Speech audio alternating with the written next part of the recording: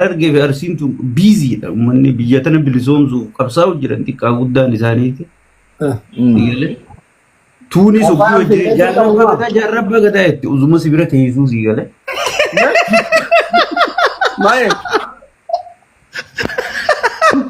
Osate gubbara jirtu jaarrabba gadaa jetti. Tuuni hojii jaalala qabsiisuu feete waaqoo guutuu kana jee maarreen akkana jee Hussein Bulee jettee si dhageeffatti siigalee. Ashee.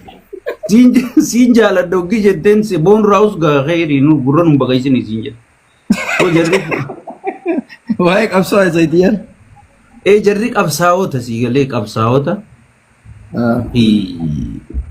Qabsuuf dhiifne isaanii garuu jaalala sirri beekan siigalee. Jaalalli isaanii limiitii waan qabduuf harargee faamma hojii hojii jiraattu sa'aatiif dura kaa'u qabda. Sa'aatu rabbaq sa'aatu nasbaq jedhanii sa'a isaan si dhiitanii jira. Sa'aatu rasba sa'aatu mee sanira nu deebi sa'aatu maal jette sa? Haza wal sa'aatu rabbaq sa'aatu nasbaq siigalee. Nafsi rabbak. Sa'aatu nasbaq jechuun sa'a isiin shiishaa harkiftee afaan kaayyattee raahaa gootee hojjaa shaayirra kaattee ciisuu feetu ati yoo wannaan deddeemte a'uuzu billaahi mina shayxaani rajiim jette. Sa'aatul maal jedhama jettee inni kun? Nasbaq?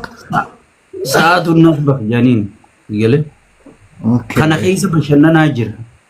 Sa'aatu rabba hoggii jaan rabbitti aansitee akka jaarsa kee waan hedduu jaalattuuf jecha hoggii salaatee booda ayyamni siif godhamaa jechuudha.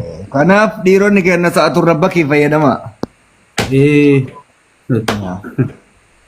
Ta'arsiitu ammoo yoo tana arsii fi harargee wal fuudhaniiti asitti qiyaamaan nu qabatte miciyyoo geeffattanii numa jettiin.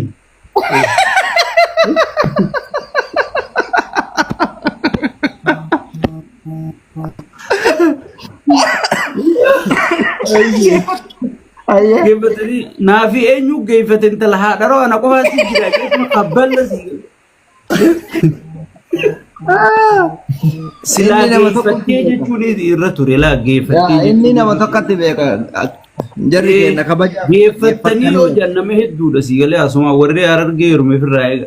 Geeffattanii injiinaa geeffattee boojeen siigalee. Yaa geeffattanii hogguu jedhanii gurmuu biraas Geeffattanii maqaa kabajaati bar. Hai geeffattanii nama hedduudha bannu biratti nama 4 fi 5 fa'a. yaa lamaa fi sanaa ol. Wantu maniire. Kabalatti gaddiise eenyuutu na dura situ gejeeni. Isinumaaniin jechaa jira baraa jetteen. Subhanallah. Dhageettan gaa warri dhiyeenya wal fuutan barnoota kana fudhadha. Ajaa'iba. Simbira biyya afaan biyya yaani bar hedduu jireenyuma biyya ormaa kanatti wal barsiise malee loqoda wal hin beeku uummanni akka gaariitti haaraa ka walitti dhufe. Wallah mucaan hin geeffattanii hoggii jettuun isa xumurattee jechuudha siigalee maanaa naayatoota kanaa. Mucaan hin geeffanne jeetuma waan mucaan ganama bar lukataan ichi fuudhan ta'a mucaan du'eesi. Isiin gahee firraa dhaabii jechuun naafis gahee siifis gahee dhaabii jechuun wanni limiiti qabdi siigala. Geeffattanii jetteen. Geeffattanii jechuun meeshaa achi geessitanii ichi fuutanii jechuudha malee xumurattee jechuu qabdi sila. Xumurattee jechuu qabdi.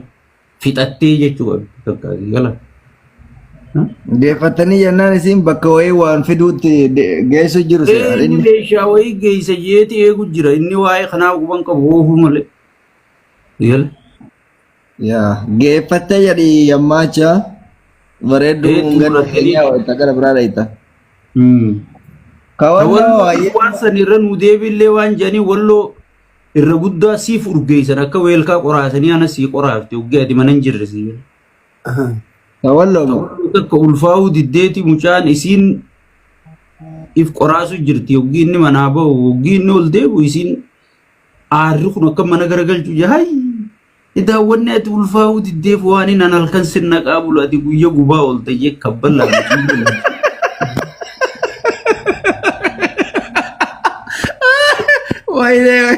Waan halkan sirna qaabulu halkan gubaa ol ta'ee guyyaa gubdee.